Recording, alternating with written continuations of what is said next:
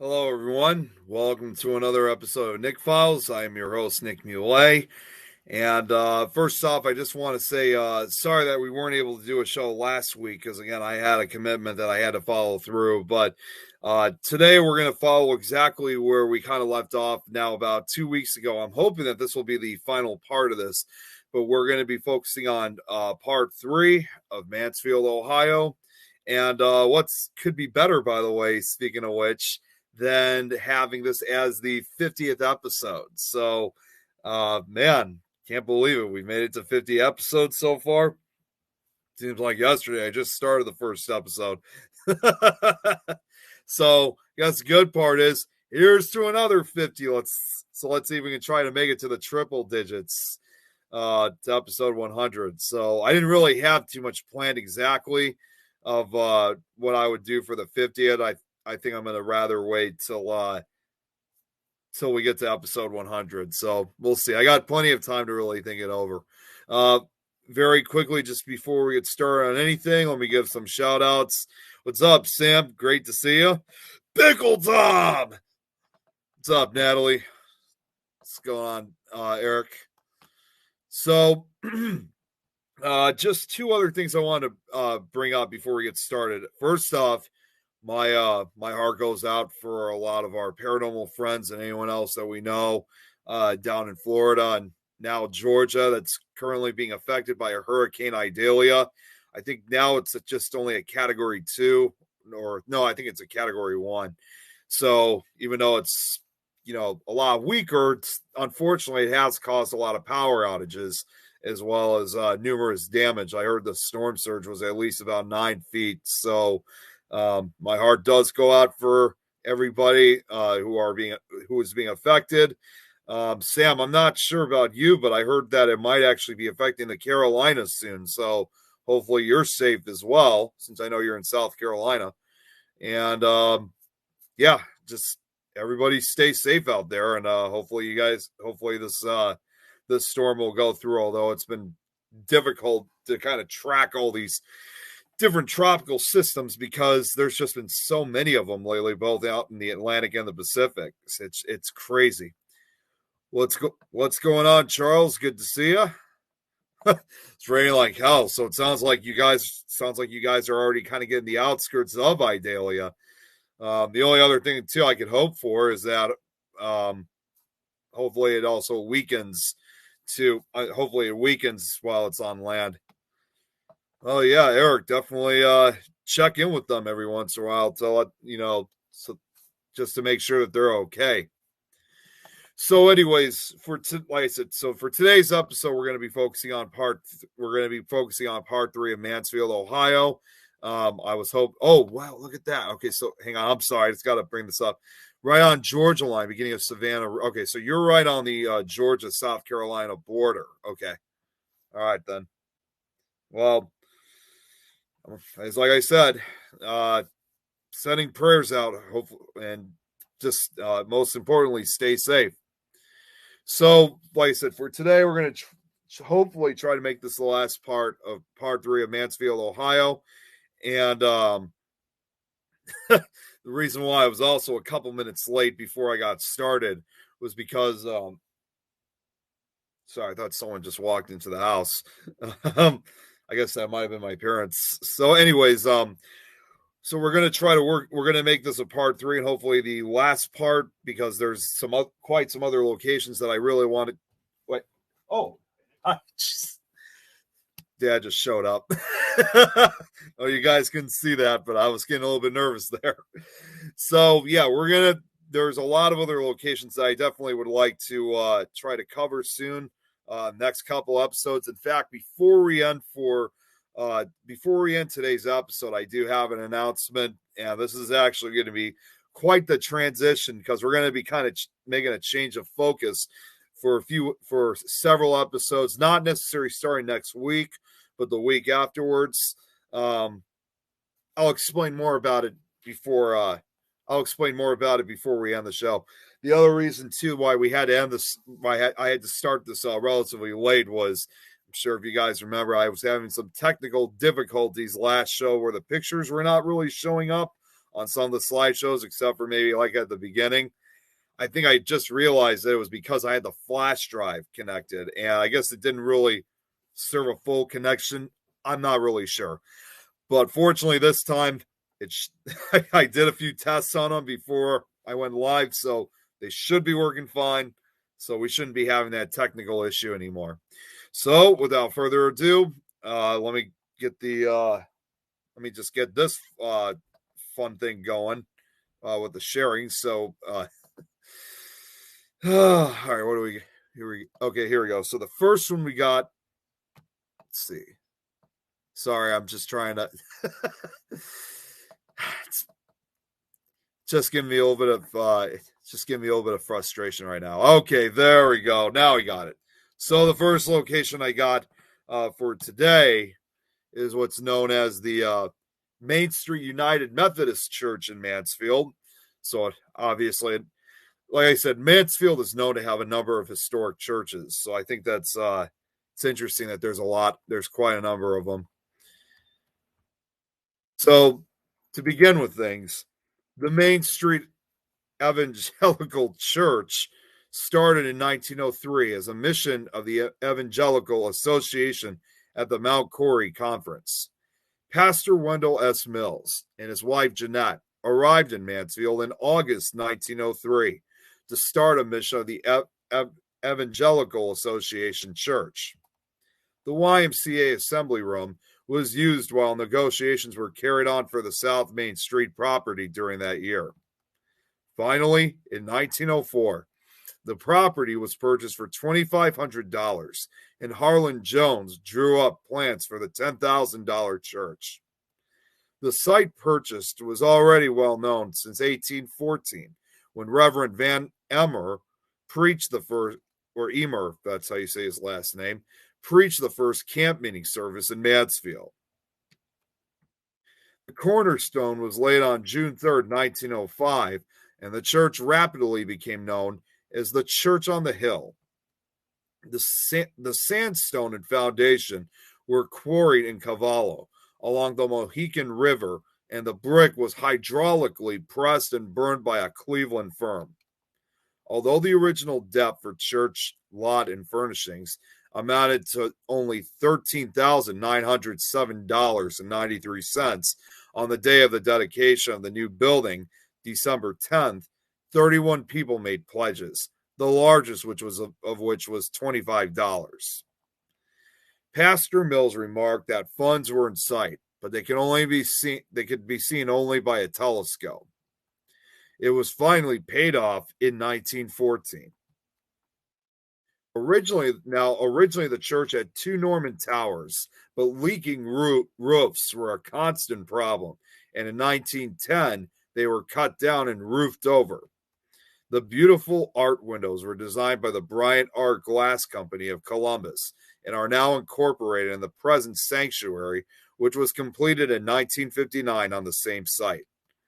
The building ceased to be a mission church in 1919, becoming the Main Street Evangelical Association.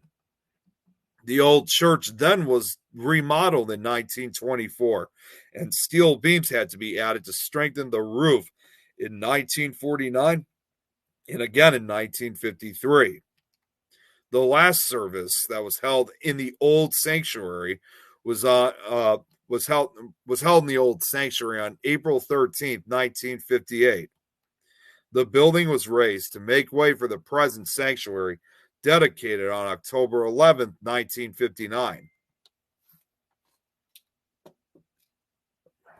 Sorry, that was my fault.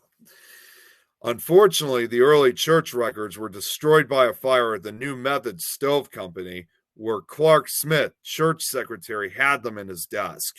However, a few records of the 1903 church school meeting were uncovered and showed that attendance was around 11, with a collection of 39 cents per Sunday.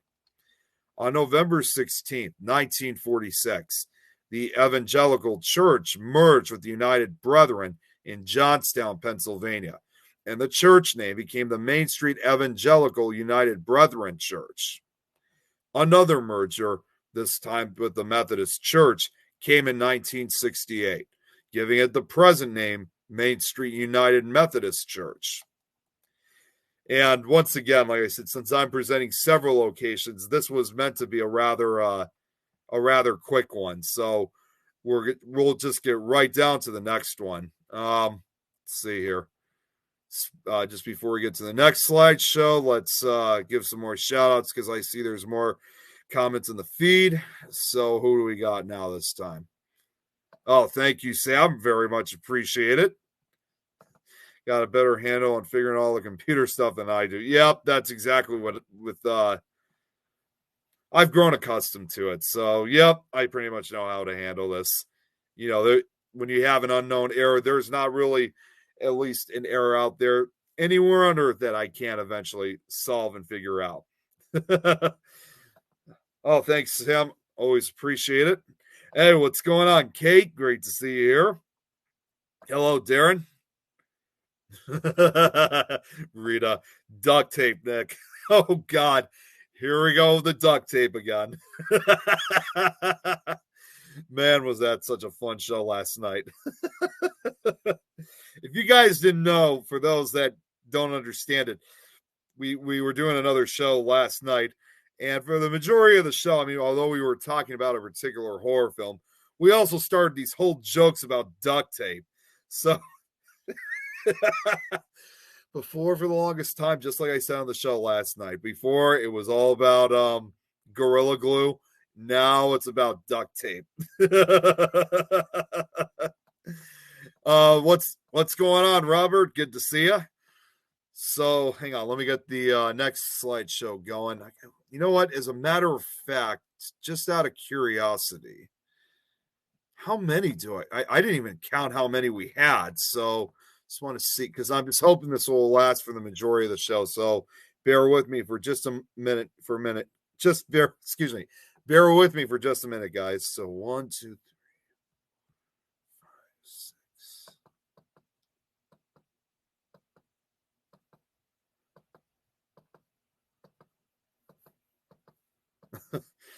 Let's see. I think we got.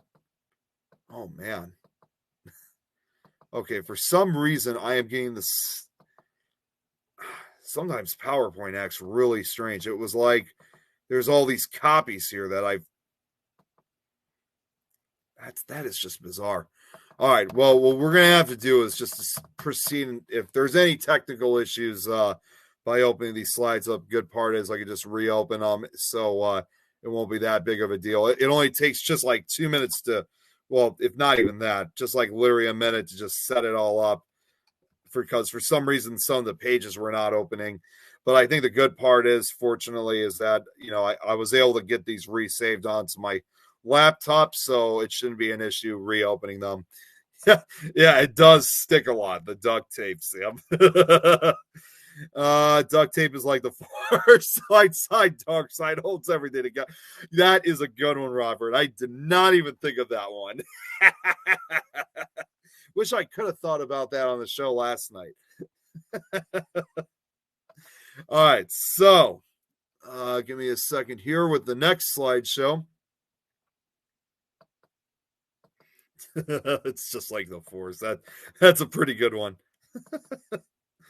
All right, so the next location we got here for the show is once again another church, the Mansfield First Evangelical Presbyterian Church. So this is probably one of the older ones, as a matter of fact. Around the year 1815, Reverend George Van Eman, an itinerant Presbyterian preacher, delivered his first sermon in the village of Mansfield, Ohio. The following year, Reverend Van Eman, along with James Scott, organized the first Presbyterian church, which consisted of 7 females and 6 males. They held in services in homes, the blockhouse, and depending on the weather, in a grove where South Main Street and Lexington Avenue joined, approximately where Main Street United Methodist Church stands today. So, oddly enough, it has a connection to the other one. Between 1816 to 1819, the first Sunday school was organized, which was attended by other denominations in the city as well. Around 1820, the first church was completed on land donated by General James Hedges. The movement to build a church started 5 years earlier in 1816, but at the time the church had very few resources and the building was put off until 1820. Mr. Matthias's day, Sr., was employed as an architect for the structure at $1 per day. And that, can you believe it? Just being paid just $1 for it. The church was located at the southeast corner of the public square, Central Park, approximately where the park building stands today. The new church building was a frame structure, 1 story high, 48 feet wide, and 80 feet long, with wide galleries extending along each side and one end. Most materials were donated to church members, by church members and friends, and as was the custom of the day, 6 gallons of whiskey were on hand, which was consumed that day.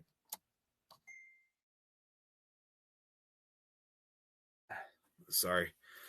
I'm sometimes you always want to try to keep off your phone, but it's kind of sometimes hard to avoid some of the messages that are coming in. But no, it's no big deal. Read them later. In the years prior to 1850, there was much infighting and disunion in the church over the slavery and temperance issues. This caused members to leave. First, a group left and started the First Congregational Church, and later the church divided into 2 factions with another church was built. The majority of members of the second church returned in 1846, and the church building was bought by the Catholics and used as their first church. On September 17th, 1858, at the same location, the cornerstone was laid for the second church, in which this is actually obviously when they built the original one, there were really, again, I was unable to find any photos or even artist impressions of what the first church looked like. So this is an actual picture of the second church that was built. The first services in the church were held in the basement on February 25th, 1859. On August 25th, 1868, a concert was held to exhibit the new organ in the church. See, this is good because now I can see the pictures are showing up this time. Now, music was an important part of the church, and in 1864, they hired a Mr.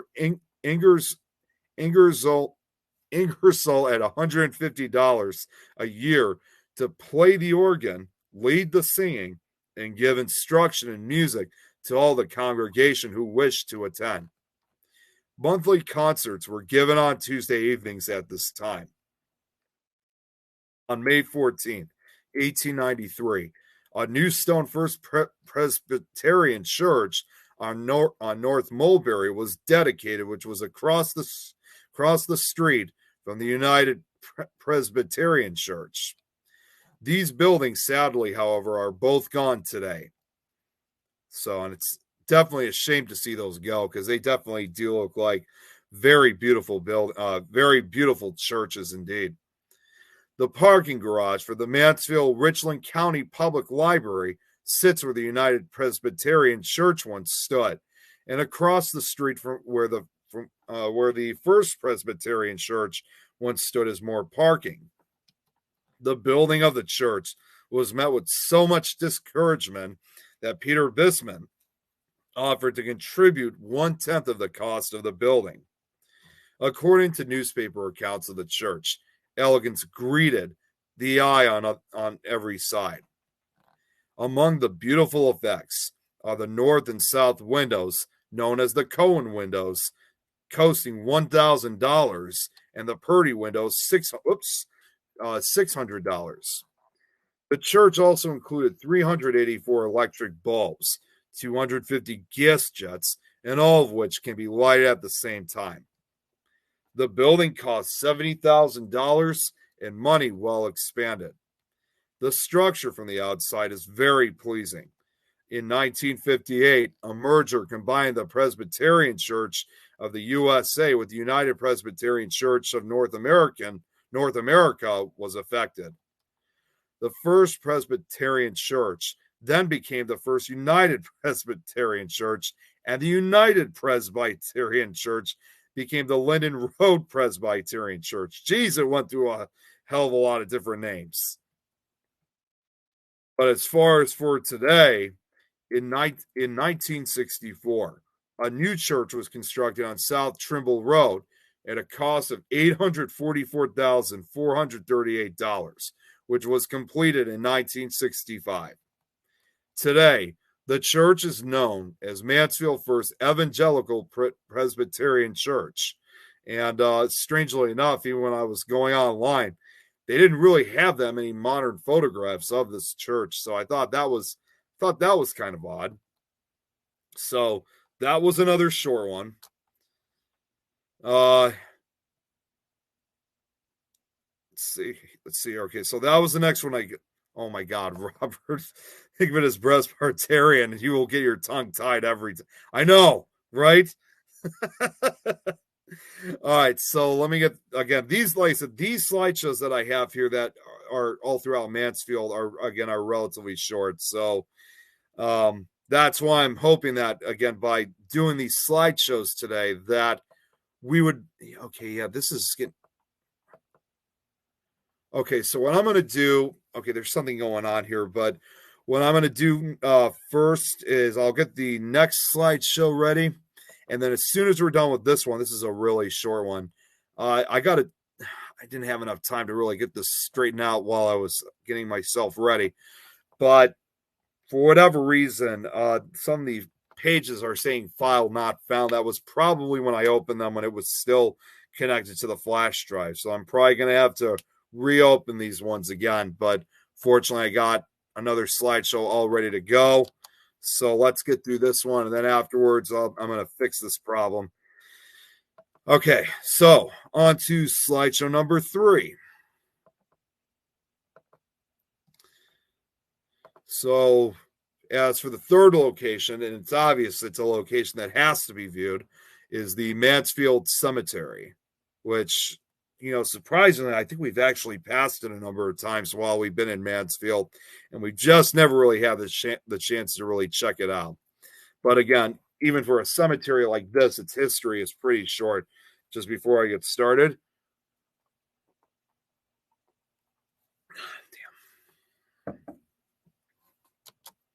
So for Mansfield Cemetery, which was established in 1845 and still active, it is very large with many old gravestones throughout the cemetery.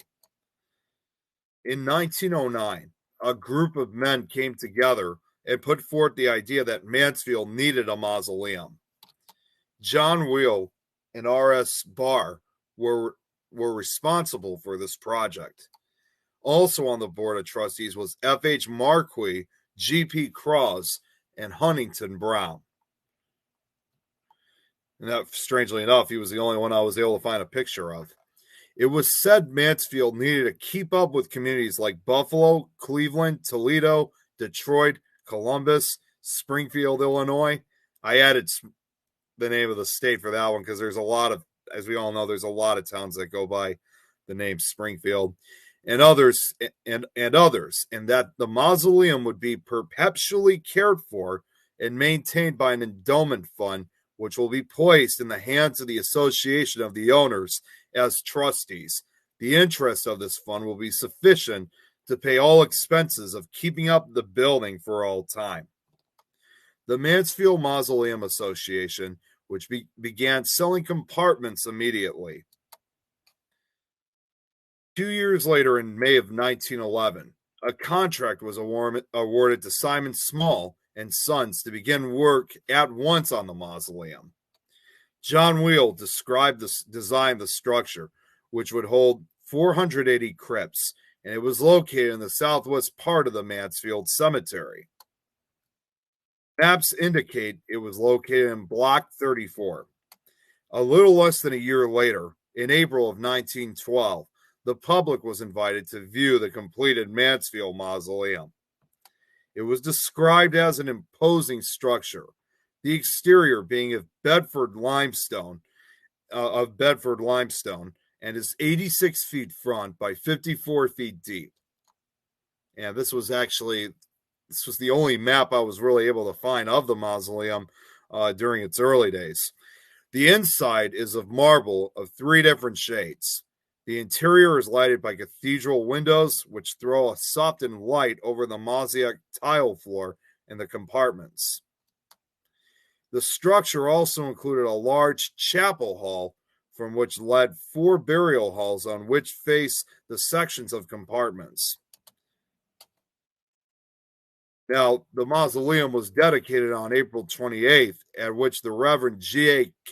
Keenly and Dr. D.J. Meese spoke, and music was provided by the Temple Quartet. I think that's actually supposed to be Dr. D.J. Meese, if I'm correct.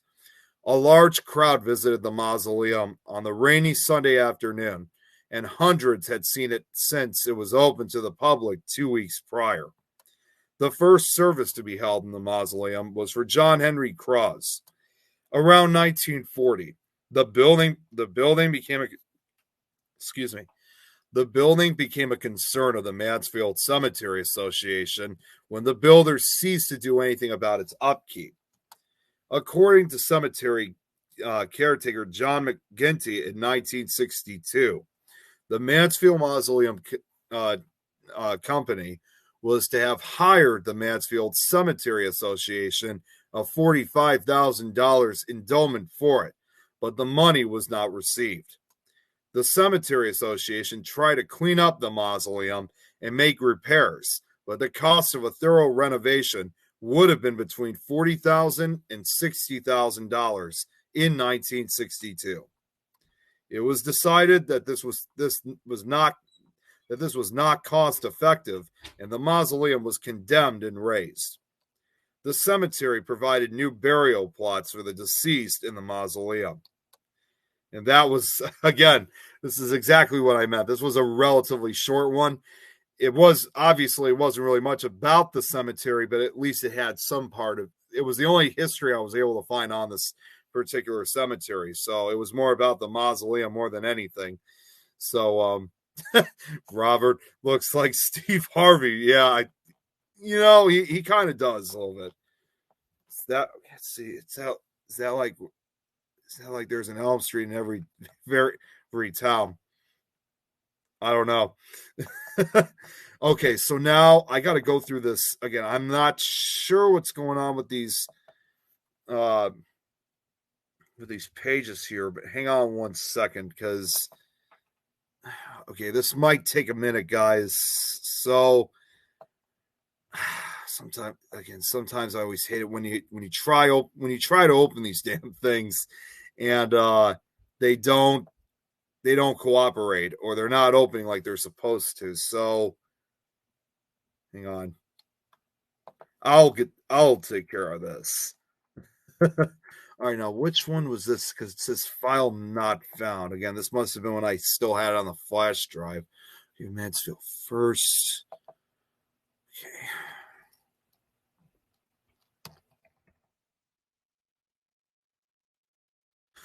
Okay, I think I might have been able to get this problem solved, but you know what? Just be on the safe side. I'm going to open up the rest of these locations because. All right, so I'm going to open these ones up. Now, some of them are ones that I know I've already done, but at the very least, we don't have to worry about checking every single one. It's just so weird that this is going on. So, but it's no big deal. I think I just reopened them, so it shouldn't be that big of an issue. So we'll just press on and see how far we're able to go. Did I miss any other ones?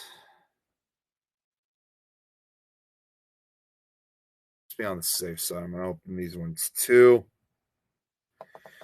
Okay, I think we got quite enough of them. So, like I said, we'll proceed through, and if there's any other ones that I might have already done, um, okay, yeah, this is one I haven't done yet, so we're good to go. This is this is another one of those short ones, and also I promise you guys. Oh wait, did I already do this one? Let's see. Hang on, bear with me for a sec. See what I also did too. Good thing I wrote this down on the phone too. Is reminders of which ones I did last week. So okay, this was okay. I don't think I did this one yet.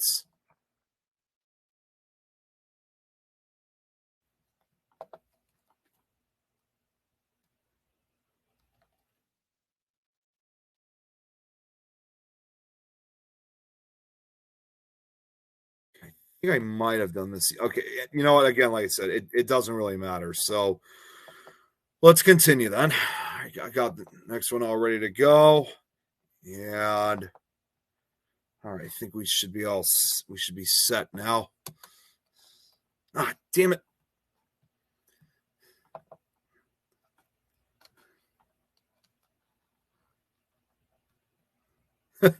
It's Mercury retrograde. Electronics always get glitchy. I can't I have to agree with you on that, Natalie. Doing number system now, and if that doesn't keep in order, it's haunted. Yep. See, don't worry, Nick. It took me a whole day to make a 1 minute intro. Yeah, I believe it. You believe your computer is haunted. Check it out. 404 haunting not found. All right, so without further ado, let's get to slideshow number 4. And again, I know I've been covering a lot of historic churches, but I promise we'll start getting to a few other type of locations like this shortly. We got well over a good 50 minutes, so I got plenty of time. So this one is the Mansfield First English Lutheran Church. Stunning, as the structure at 53 Park Avenue West was built at a time when Victorian opulence was at its peak and no expense was spared in its construction. A survivor in that it remains one of the only remaining large downtown churches that still houses its original congregation. In 1831, the year that 26-year-old Reverend Francis Ruth began his time church planning in Ohio, there were only 6 known Lutherans living in Mansfield. By the next year, they had formed their own congregation, which they called First Lutheran Church. 18 years later, the English and German speaking members separated, each forming a distinct congregation. The German speakers formed St. Paul's Lutheran, and the English speakers, reformed as First English Lutheran Church on May 4th, 1850. Lutheranism in north central Ohio was on a true growth spurt, so much that by the early 1890s, there were over 2,000 Lutherans in Mansfield. The cornerstone was laid for the magnificent Romanesque church building at the corner of Park Avenue West and Mulberry Street in September 1891, and the structure was dedicated on October 21st, 1894. The account of the opening by the Mansfield Shield underscored the quality of the construction and the strength of the congregation. It noted that the parish was the largest within the bounds of the Wittenberg Synod and was the largest of any Lutheran organization in the state. As the congregation grew, it eventually was credited as being the largest Protestant church body in Ohio. The cost of the new church was $40,000. Those giving interior furnishings read like Who's Who of Mansfielders in the late 19th century. The pulpit, chairs, and altar table were given by MB. Bushnell, for instance, with the West opalescent glass window of Christ walking on the sea being the gift of Peter Bisman. So once again, this is another one of these places along with the previous slideshow that I think it was actually the one before that, where Peter Bisman, owner of the Bisman I think he was either the owner of the Bisman building or one of the relatives of the Bisman family who played quite a role in the city of Mansfield. The new church had worship seating for 1,600. It was apparently built along what is known as the Akron plan, which was popular with Protestant congregations in the Midwest. That plan featured a worship space with a rear able capable of separation, typically with a large folding wall of some sort. While not often used in Lutheran churches, this interesting article on the building, the Social Gospel website, speculates that first English Lutheran church members may have been influenced by their German ancestors. And again, to kind of put it to an end already, as far as what it is today, first English Lutheran church's rotating neon cross was a fixture of mid to late 20th century Mansfield. The church was listed on the National Register of Historic Places in 1983, and I believe to this day it continues to operate as it first did when it was first opened. So that concludes that one once again. So give me 1 second here, everyone.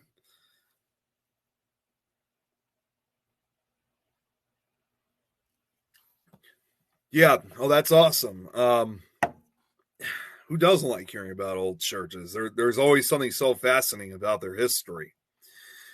Okay, so now on to slideshow number 5. And, just out of curiosity, let's see. I should have just called this episode just like Historic Churches of Mansfield. I didn't even think about it.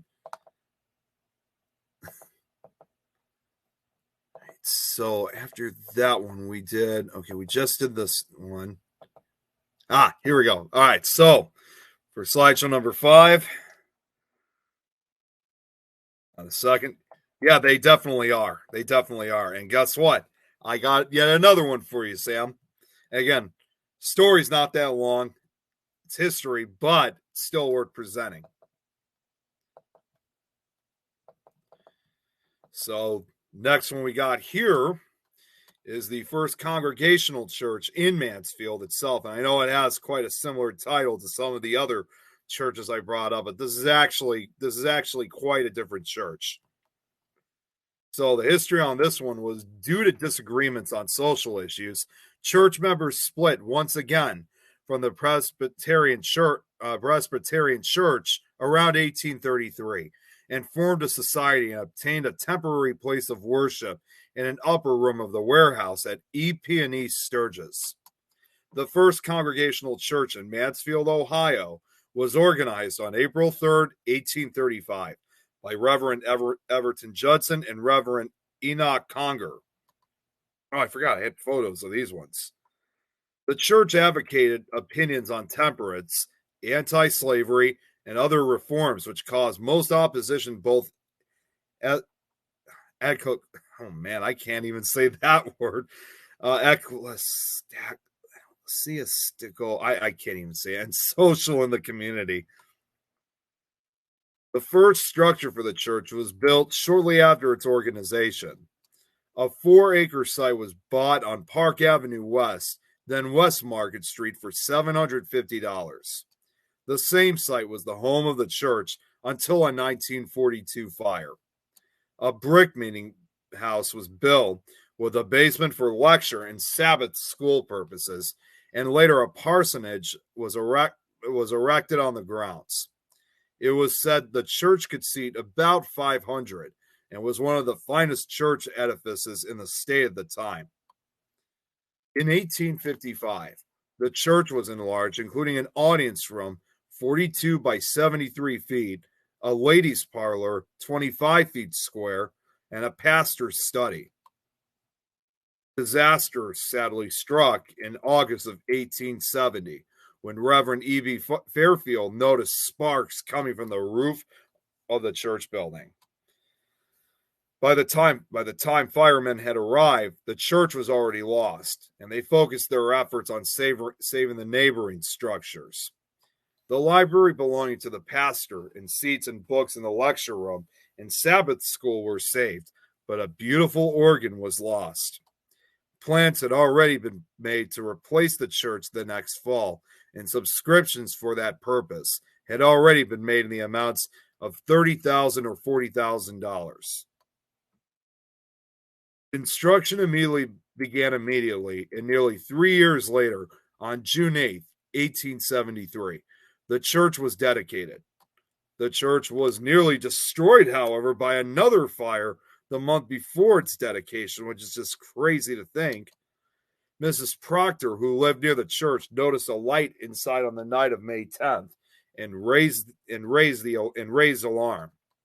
The fire, caused by the spontaneous combustion of debris and rags left by painters, was quickly extinguished and minimal damage was done. So, fortunately, in this case, help was able to arrive very quickly and of course, most importantly, just in time. The organ installed in the church in March of that year was said to be one of the largest in the state at the time.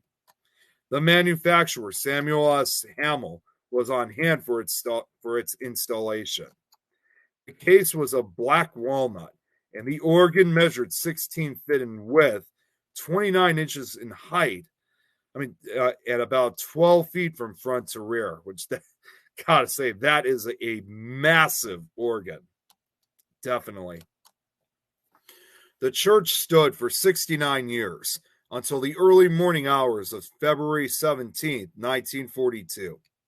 According to Virgil Stanfield, in his article in the News Journal in 1970, Tippy Tin, the pet bulldog of Raymond Bauer of 105 West Luther Place, first noticed the fire and awakened his master, who promptly sounded the alarm.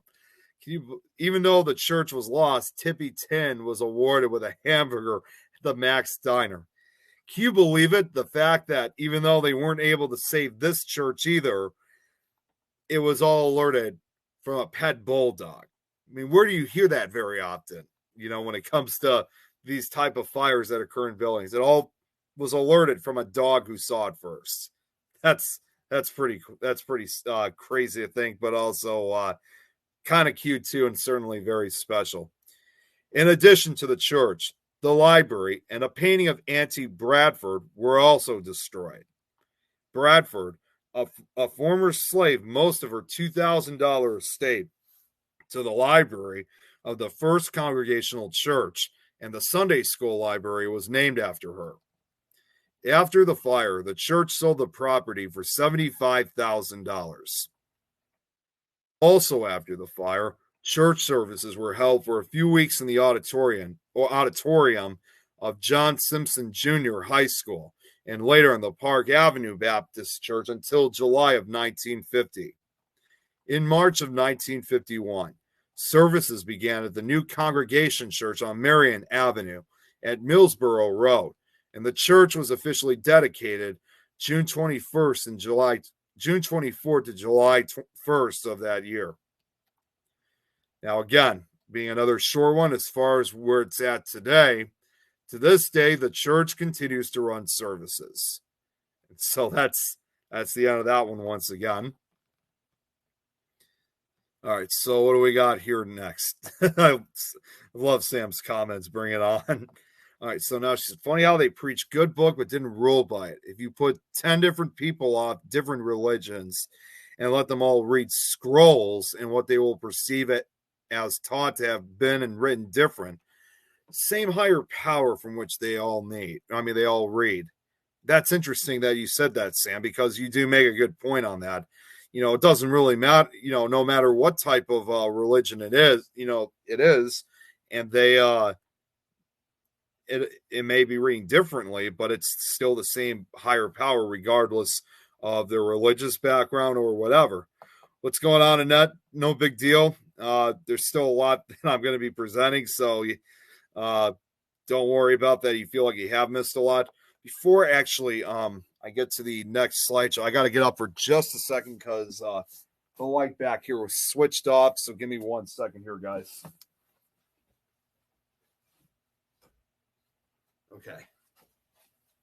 I know it's not much of an effect for the green screen, but it was getting kind of dark down here. So, all right. So to slideshow number 6. Okay, so this one we're going to be taking a little bit of a break from these churches. So actually, for the next 2 slideshows, which again, once again, are very short. So let's get the next one going. And okay, wait. Oh, wait a minute. You know what? No, this one is okay. I already did this one actually. Never mind about that one. And then this one is okay.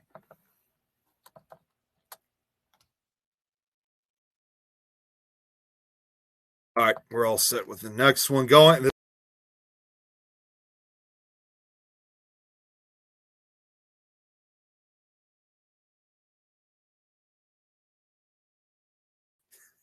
Sorry, that was my fault. I accidentally pressed the F1 button, which caused me to go back. I hate this key when it gets in the way. Damn it. Okay, well, before I get to this, now I got to see what I just saw this comment that Sam made. There's a church here called Ridge Church where friends come to meet friends. I believe in the 1800s. It burned down and during church too. No, not one person made it out of that church. Everyone burned. Jeez. They put them in a mass grave in unknown markers. Creepy, bad place, actually. And I could certainly understand why, especially considering that there were no survivors.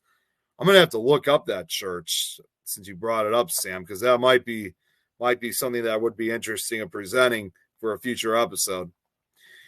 Okay, so let's not try to make that. I'm not going to try to make that mistake again by accidentally clicking the go back button with the F1 keys. So we'll just follow right along and on to the next one. Before I do, I definitely need another drink.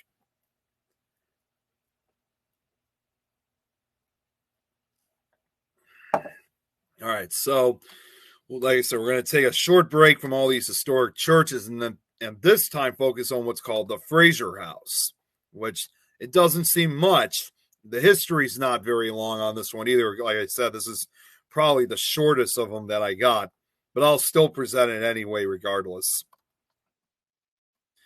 Alexander Fraser was the owner of a granite manufacturer and wholesaler which bore his name. Before building the Park Avenue West house, the family resided at 202 South Diamond Street.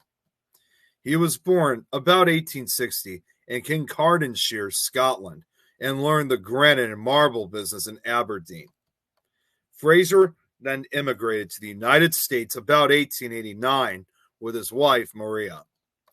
Business boomed in Mansfield from the firm's long-time location at the corner of South Diamond and Flint Streets.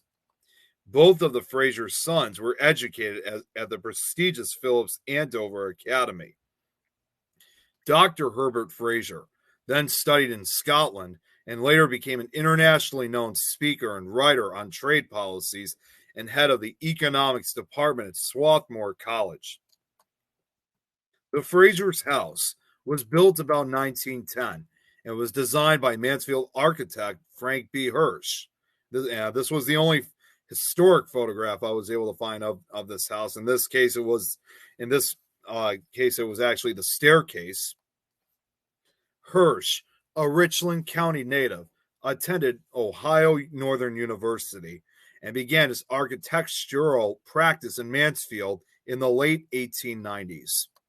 Other Hirsch designs include the Mayflower Memorial Congregational Church, St. Matthew Lutheran Church, and First United Brethren Church, and the residences of G.F. Cross, George Stott, George Bricker, Joseph Hoffer, J.S. McFarland, and others in Mansfield. Alexander Fraser sadly died in 1918, and Maria in 1927. Both are buried in Mansfield Cemetery in a plot which includes, as one might expect, a beautiful granite grave marker. The Alexander Fraser House was placed on the National Register of Historic Places in 1983. So once again, that, like I said, this was said to be the shortest one. So no major issue. Like I said, this is why I have all these other slideshows planned, and ready to go as soon as one slideshow comes to an end. And we still got well over more than a half hour, so I got plenty of time to really finish up. So it's not that I'm trying to speed anything, it's just that these slideshows are just relatively short. So for slideshow number 7, okay, let's see here. Just want to check to see how many I have left. I'm hoping that this will be oh shit, damn it, I just accidentally clicked one of them out. Hang on. All right, just got it back. So how many do we have? Okay, 1, 2, 3, 4, 5, 7. Okay, so we, believe it or not, we got about 10 slideshows left, and depending on how things will go, we might be able to get through all of them because, again, they're all relatively short. Now, I can't remember. Did I do this one before?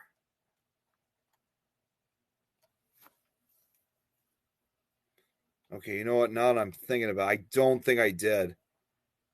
Because I'm trying. Yeah, I don't. Okay, now that I'm thinking about it, I'm looking at it, I don't think that I did. Because again, there's just so many of these churches. Sometimes you forget particular episodes. So I don't think I did a cover on this one. I'm just kind of looking back on just what I'm actually doing right now is, and I don't normally do this very often, is just kind of going back to the previous episode because I just want to make sure that I don't end up presenting the same one that I did last week. Though then again, sometimes it's worth presenting them once again because some people didn't see it the last episode. So, okay, hang on. Yeah, I don't think I did this one, so I think we should be safe to go. So, all right, we'll present this one then. So, here we go. Slideshow number 7.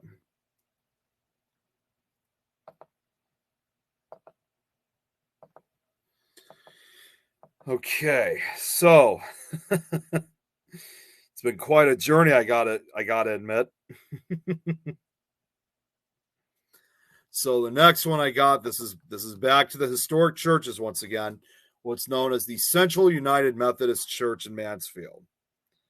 And the history on this one, oops, jeez, scared the hell out of me.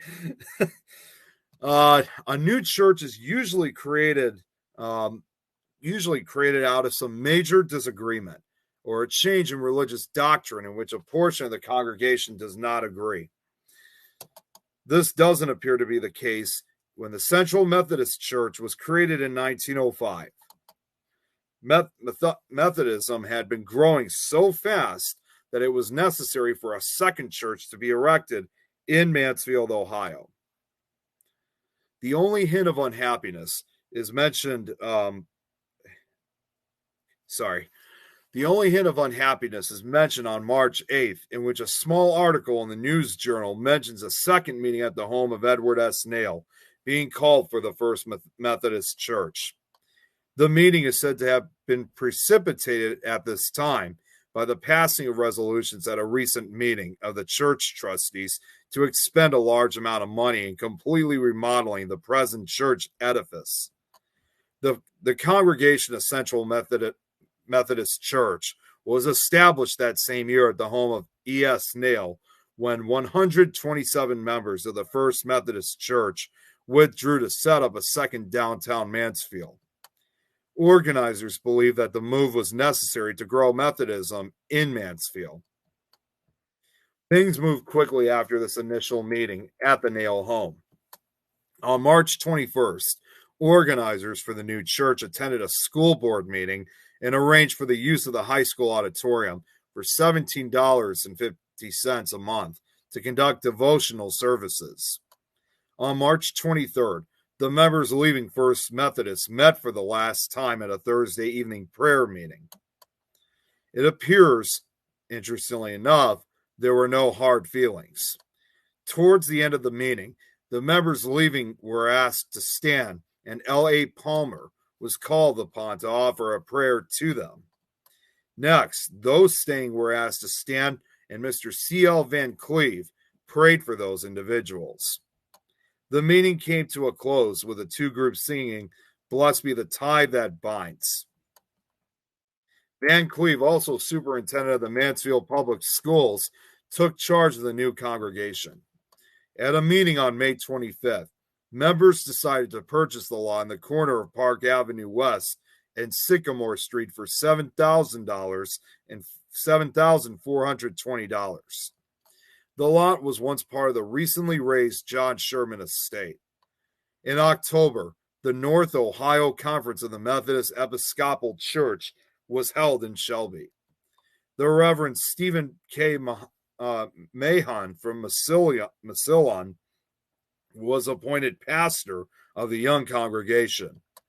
Vernon Redding, who we previously have mentioned some of our other slideshows, who was a local architect, Mansfield's best known and most prolific architect of his era, who was also the architect for the Leland Hotel and Carnegie Library building, was hired, and plans were accepted in February of 1907. On June 3rd, the Cotter Transfer Company began excavation of the site, and on September 22nd, the cornerstone was laid.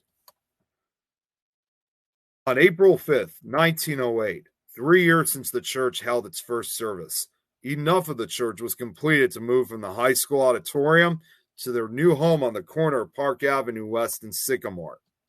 Despite not having a proper building in which to worship, the congregation had nearly doubled in size in 3 years, now having nearly 300 members. The church was dedicated on August 27, 1911. The total cost of the building, including land, was $55,000, and church membership had grown to 352 persons. Because of its heavy stone massing, it has been described as being of the Richardson Romanesque style, but its sloping roof, with exposed truss ends as well as its date of construction, suggests arts and crafts influences as well. The exterior is of Sandusky limestone with Bedford white stone trim. A 14-foot cloister is featured on the east side of the sanctuary. The church is constructed of Sandusky limestone with trimmings of Bedford white stone. In the Old English style of architecture, the roof is of dark red Spanish tile. The original seating capacity was 600 or 750 in case of emergencies. Oh, yeah, I forgot I had a photo right at the end of that. I should have, it's no big deal. By 1950, membership at Central had grown to a staggering 1,266. Only 6 years later, the new building was completed at a cost of $55,000 once again, including for the lot. The dedication was presided over by Bishop Hamilton, and the evening sermon was given by Francis J. McConnell, president of DePauw University. Central United Methodist Church was added to the National Register of Historic Places on July 8, 1983. Seems like a lot of these churches and other historic locations in Mansfield, they were quite the pick for the Register of Historic Places in 1983. So that's it's quite interesting. So as far as what it is today, the church served Mansfield for nearly 100 years until dwindling membership forced the church to disband in the summer of 2003. Today, the church is home to the Bethesda Fellowship Ministry Center. And I couldn't find wasn't able to find another modern photograph of it, so that's why I had to kind of use that at the beginning. But that's pretty much it for that one now, as always. So we'll get now to slideshow number 8. And see once we get that one ready. Man. I don't think I've ever covered this many historic churches. Okay, so next one here. This is another real short one. Let me just see how many exactly, because it looks, wow, it looks like the next couple ones are going to be really short. So might there's a possibility we might be able to get through all this, guys. So wow. Okay then. So without further ado, I will just press on. So the next one that I got here now, so for slideshow number 8. And by the way, in case you guys wonder, have I ever covered this many slideshows on a show before? As a matter of fact, I have. And where I'm at right now is nowhere near the record. There was actually one occasion I did a show in which I did 14, I'm not even joking, 14 different slideshows in one episode. So to this day, I still consider that my best record of presenting that many slideshows in one episode. So we're already up to number 8. So who knows? I'm already halfway there. Could I beat the record? I don't know. I guess we'll just have to find out and see how many we can go for, because I still got about a good 20 minutes left. So the next one we got here of another historic church is the St. Matthew Lutheran Church in Mansfield. And this is, again, a real short story, which is really surprising. But, it's just, I just couldn't find that much information on it. The Congregation of St. Matthew was formed in 1903 with 50 original members. Originally occupying space near the corner of East 4th Street and North Diamond, the church decided to build a new structure to house its expanding congregation. The choice was made to build one of the first churches in Mansfield constructed outside of the central business district. While it is said in some places that the church was modeled after a church somewhere in Europe, it is known that the architect was the prolific Frank B. Hirsch of Mansfield. Once again, another who we were just talking about in the previous slide. Hirsch had many other local commissions in his career, including the Eagles building, which still stands on North Main, the Mayflower Memorial Church, and several residential houses, including the Fraser House, which I just brought up, also included in the Landmarks of Mansfield series. The style was claimed at the time to be Romanesque and Greek, and the building featured a large stained glass window over a cross-shaped auditorium that sat 450. 2 parlors were included near the front, which has a colonnade on the south. The exterior was said to be of tapestry brick, the columns and other trimmings of Bedford sandstone. The construction cost was $30,000. Another $15,000 spent on a parsonage. One of the most prominent members at the time was William F. Vogelli, who died just before the building was complete. Services were held in the basement as of May 1917, and the entire building was dedicated on April 7th, 1918. See what I mean? In the 1950s, St. Matthew Lutheran Church had over 1,000 baptized members, but by the start of the present century, that number dwindled to less than 15, leading to a difficult decision to close and sell the building in 2015. 3 years later, it is available for purchase again with a listing price of $350,000. And as you can see, until someone buys the church, it's pretty much, for the most part, abandoned. I guess you can kind of see a little bit on the appearance that some of the paint is starting to fall apart, and it's just not being heavily.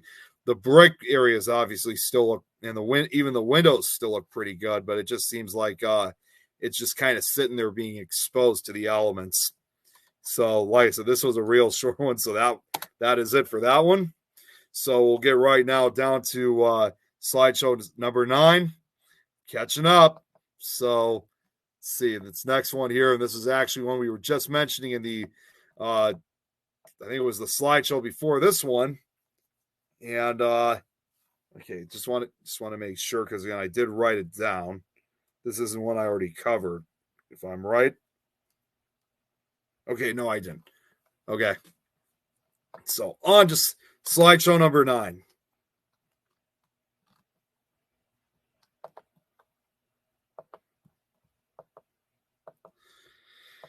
Okay, so for this one is the Park Avenue Baptist Church.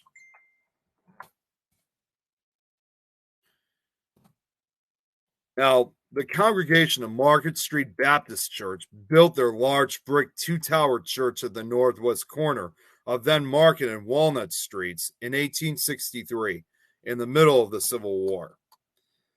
It served them well until 1928 when the congregation accepted a purchase offer by Farmers Bank and decided to build some distance to the west. That corner became the location for the Farmers Bank building, previously profiled in the Landmark of Mansfield series.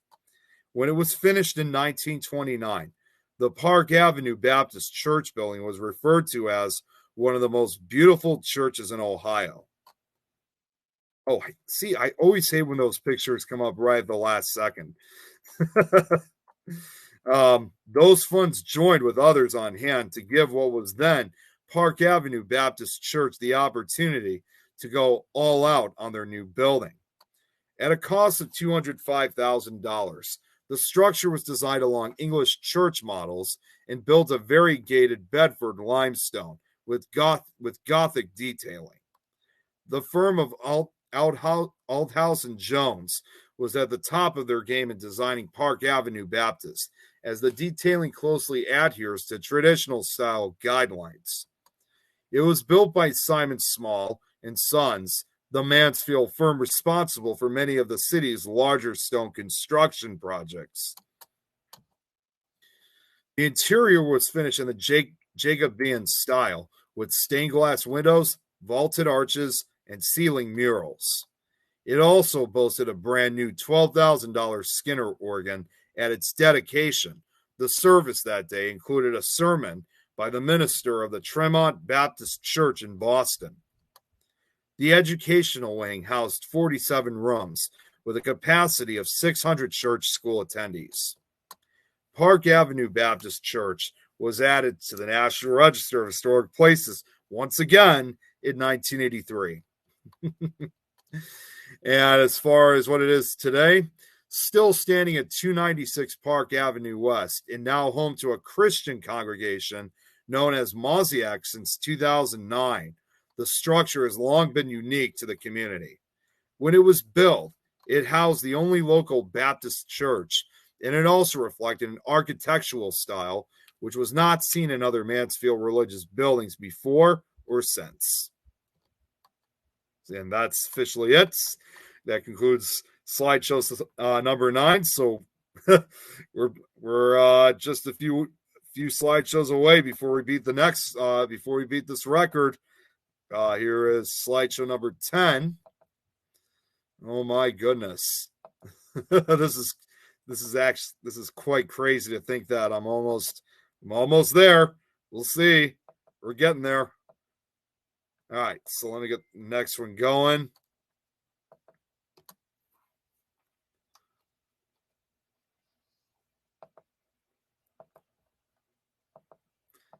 Okay, so slideshow number 10.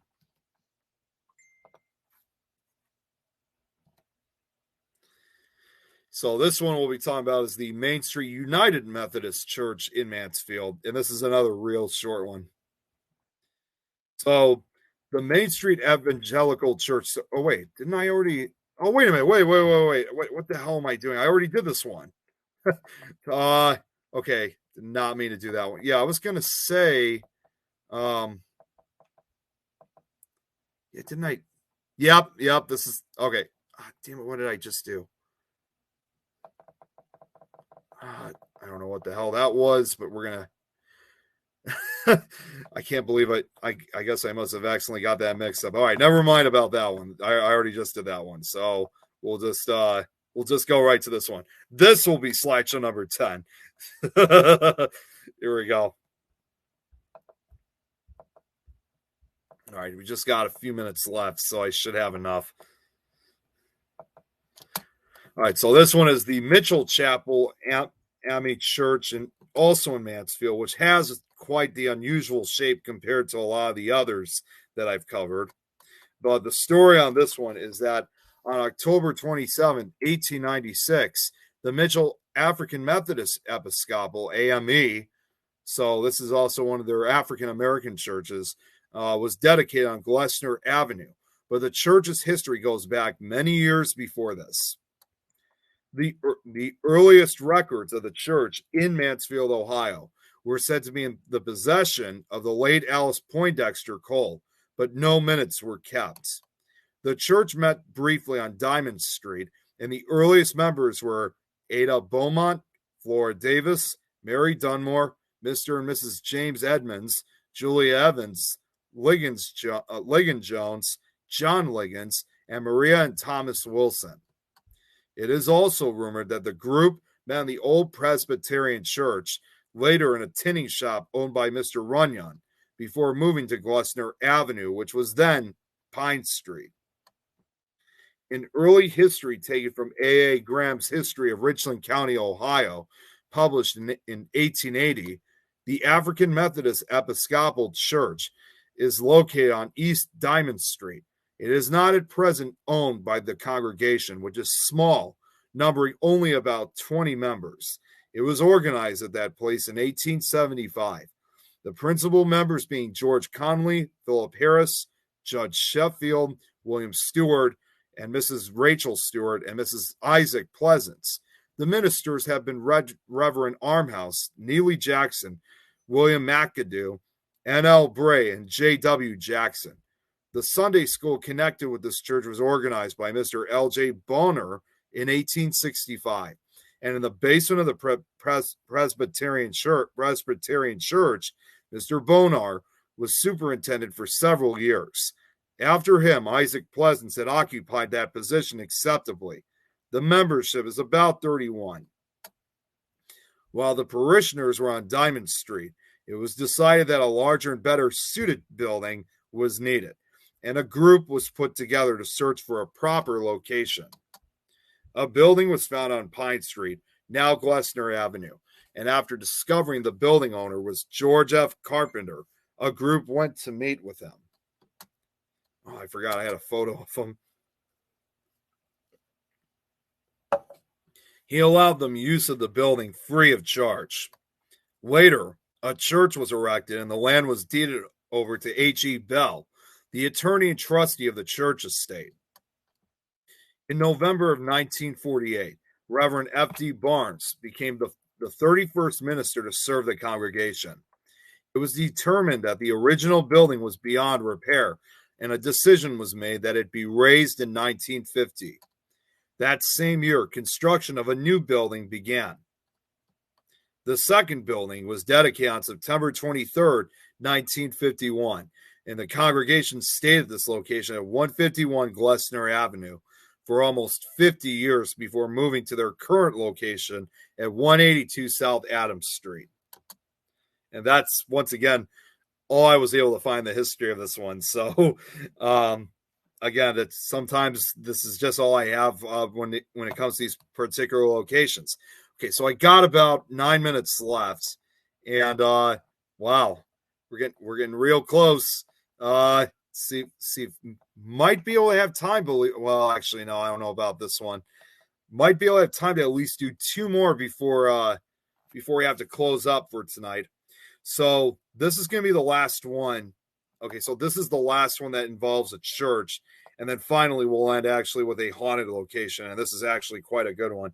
So let's get to it without further ado. So slideshow number 11. So here we go.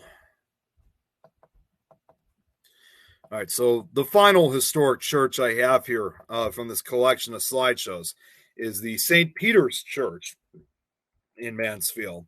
And this was probably one of the larger churches within the city. I might have actually seen it myself quite a couple of times.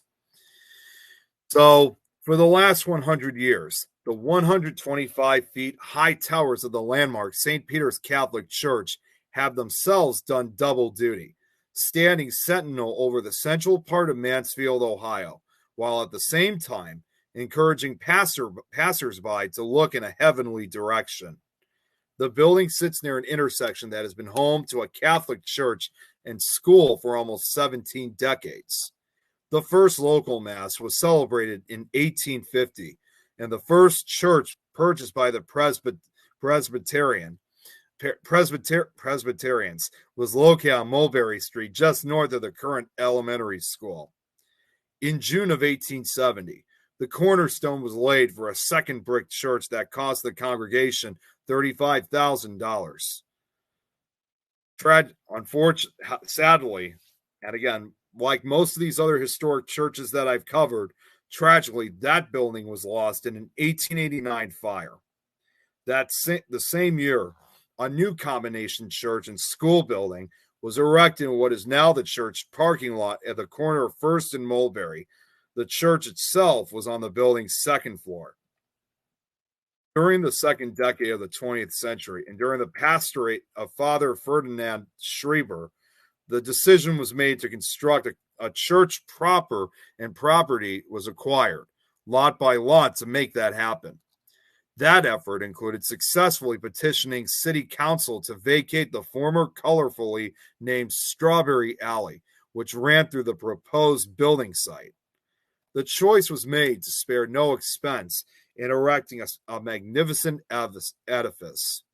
The services of Akron architecture, William Peter Ginther, were obtained.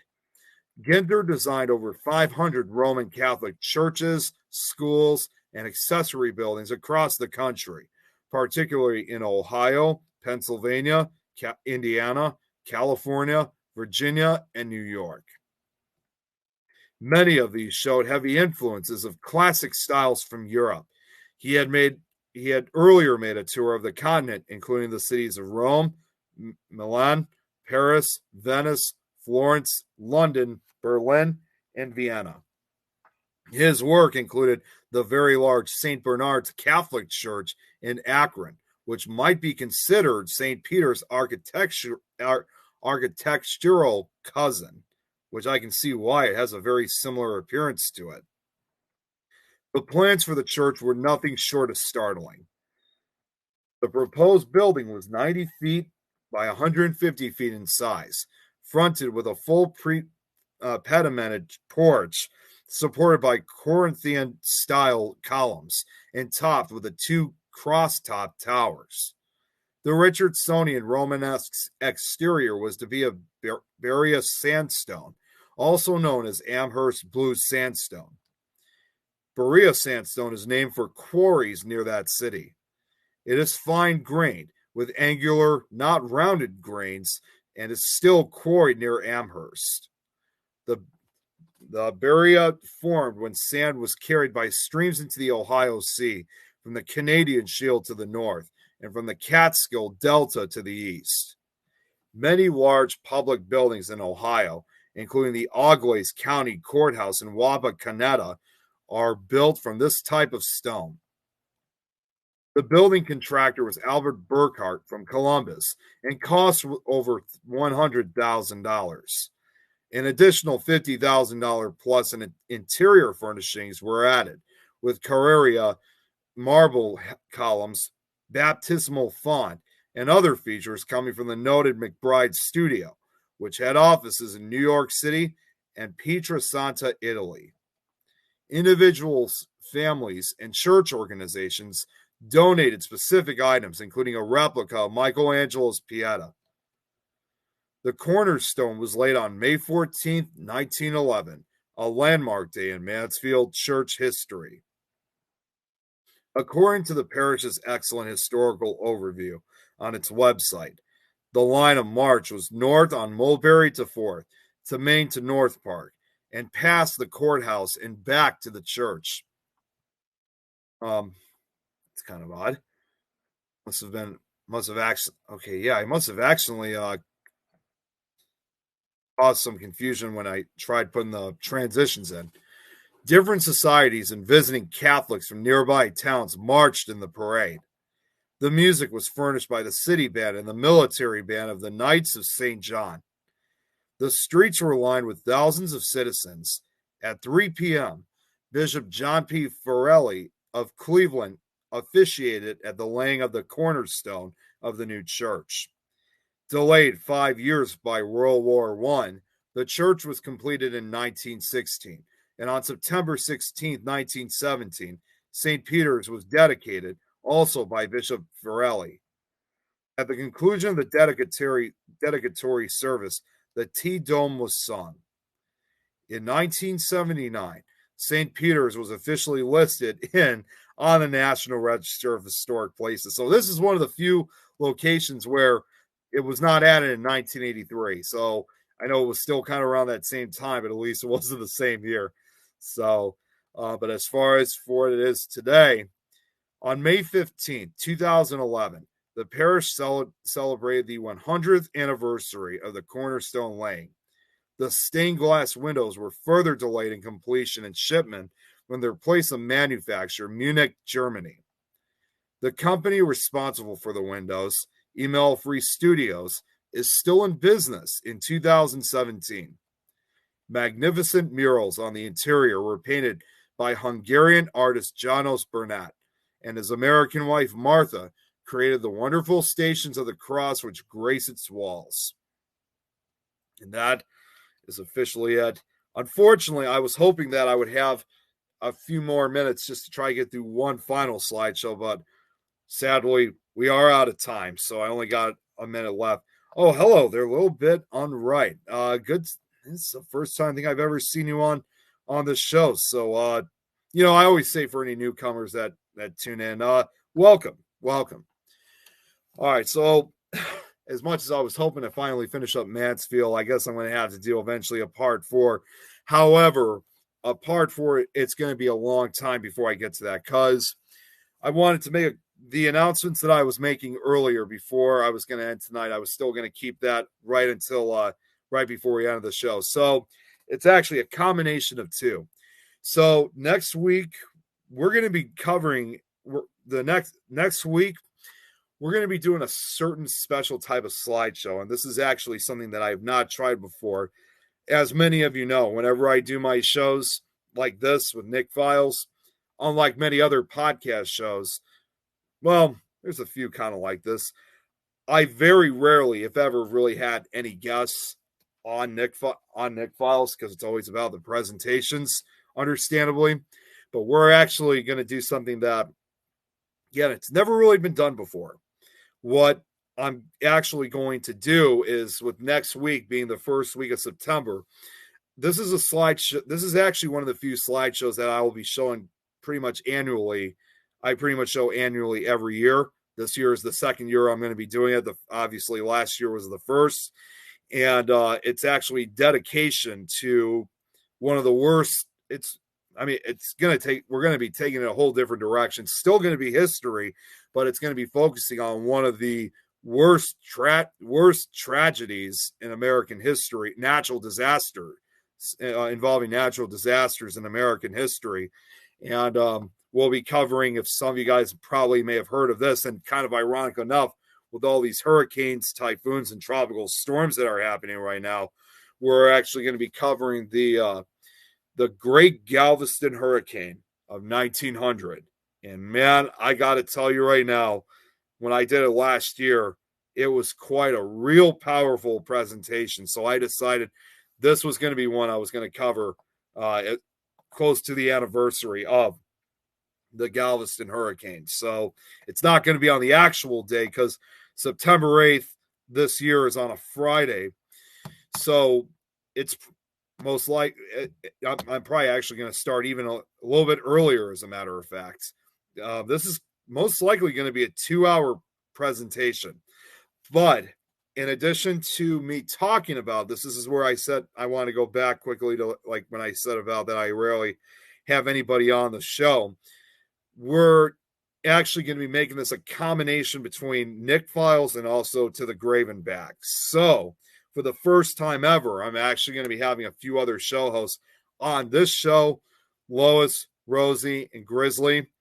And I don't know how this is going to work because this is my first time ever actually doing something like this. For the most part, they're going to be, as I would probably put in, more of the audience, if anything else. And of course, we will have moments of wanting to talk and speak about it. But the way I kind of see things, though, again, it's going to be about a good 2-hour special. And honestly, even with 2 hours, I'm not entirely sure if that's going to be enough, because when I did it last year, I still had quite the amount of slideshow left. So if anything, we may actually have to make this a two-part slideshow. So we would have to basically present it as the Nick Files on Wednesday, and then continue on with that slideshow for To the Grave and Back on Thursday. So, and I'm just going to warn you guys right now, just ahead of time, the story is just absolutely incredible. But when you're talking about one of the worst natural tragedies in U.S. history, it is also certainly a very sad one indeed. And we're not only just going to be talking about the hurricane, we're also going to be talking about a very notorious special meteorologist who, I guess you can kind of say, tried his best to try to save Galveston. He failed essentially, but he's still looked at as quite a heroic leader of Galveston. So it's as a matter of fact, I even named the slideshow after a book, which the slideshow is actually called Isaac Storm, the Great Galveston Hurricane of 1900. So that's what we'll be covering next week. It should be a very interesting one. Like I said, it could be quite an emotional one. And then finally, the other announcement I want to make is after we do the special presentation of the Galveston Hurricane, Nick Files is then going to make a huge transition, a big change, because as we get into the months of September and October, so considering that Halloween season's already kind of here, this is the reason why I said it's going to be a while before I ever come back to Mansfield or any of these locations. I decided to kind of make them as a collection of Halloween specials, if you will. I have decided, and I thought this would be really cool, that I would make the transition from going to haunted locations to cryptids. And we're not just talking about just like all the cryptids we know. There's a number of other cryptids out there that, while we will be covering a lot of these notorious ones, there's a number of others that some people have heard of, some really haven't, that didn't get as much notoriety like you would see with the Loch Ness Monster or Bigfoot or the Mothman or the Jersey Devil. It's or the abominable snowman, that, all those kind of things. I cannot now, because we only have quite a limited amount of weeks, understandably, I'm only just going to be kind of doing this for the Halloween season. I'm not going to basically keep it fully cryptids. And also I kind of want to, I've actually been kind of making them almost like seasons, if you will, if that's the best way I could describe it. So therefore, the cryptids I'll be presenting, which I do have a list already. I haven't made any slideshows yet on them, but I will be in the very near future, because right now I'm trying to get this current audio book that I've been working on for so long. I had to push that off to do all of these slideshows. So when I start working on these slideshows, it's going to have to wait until after I get this audio book. So we'll definitely focus on a number of different cryptids after this Galveston presentation. And, well, like I said, we won't be able to cover every single one because there's only so much time to really cover them. So it's not going to be all the monsters, but we will be covering quite a ton of them. And if we don't cover certain ones that, other viewers were hoping we would cover, as a matter of fact, I already plan on doing that for next year. So that's why I'm saying these matter of fact, might as well call them monster editions. So the monster editions will probably be put in different seasons. So there was a cryptid that you were hoping to see, but I didn't cover, just like a baseball game. If you lost, better luck next year. So no big deal, no rush, but we'll definitely, you guys will definitely see quite a change in the show. So, but anyways, I got to get off because I know Grizzly, I believe, is on right now. And then also I know there's another show on Pact. So as always, I just want to say thank you guys so much for taking the time hanging out, and listening to all these different locations that I was presenting. I really appreciate it. Like I always say, I don't just do it for myself. I do this for you guys. The amount of work that I put into these presentations, it's been a lot of work. So I think that's pretty much it. I can't really think of anything else, honestly. Okay, well, I'm going to get the hell off here. because I got to get right back to the audiobook series. So I'm hoping to have that released maybe by this weekend. I can't say for sure. If not, sometime next week. But once again, thank you all very much for tuning in. I'll see some of you guys tomorrow afternoon for To the Grave and Back and also Supernatural talk, as well as the Frighteners on Friday. But as I always say right before we end, if you guys would rather want to wait for the next episode of Nick Files, then I guess I will see you guys next week. You guys all have a great evening. Take care.